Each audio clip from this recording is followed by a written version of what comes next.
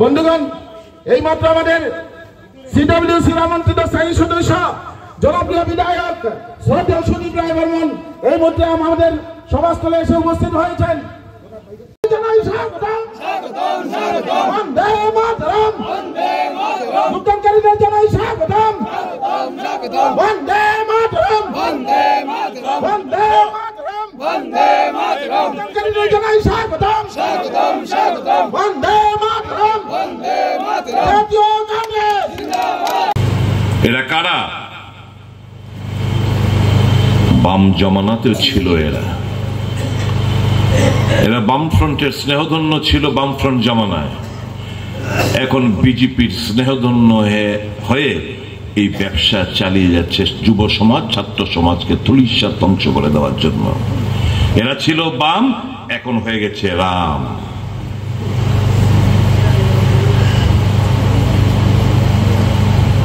কিন্তু ওই নেশামুক্ত ত্রিপুরা গড়ার যে শপথ, এটা ফ্লেক্সের মধ্যে স্লোগানই থেকে গেল, উল্টো হয়েছে। সিপিএম জমানায় 80% যদি থেকে থাকতো, এখন এটা 100% ছেয়ে গেছে সারা ত্রিপুরা রাজ্যে।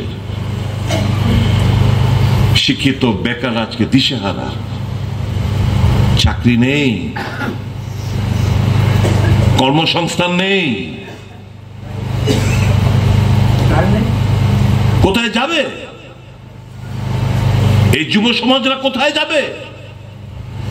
51,000 শূন্য পদ খালি রয়েছে। সকলকে চাকরি দেবে আমি সে কথা বলছি না।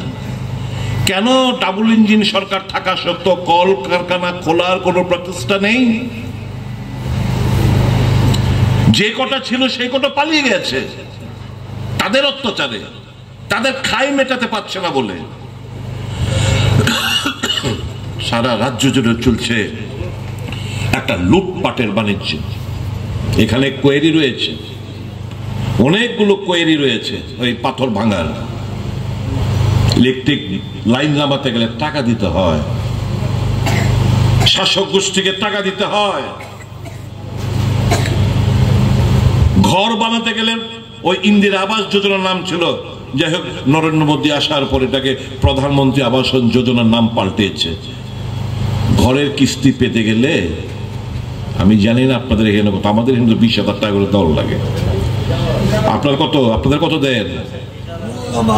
আমাদের এখানে 20,000, যেমন রেট সারা ত্রিপুরা রাজ্যে। এমজিএন রেগার শ্রমিক কংগ্রেস আইন করেছে,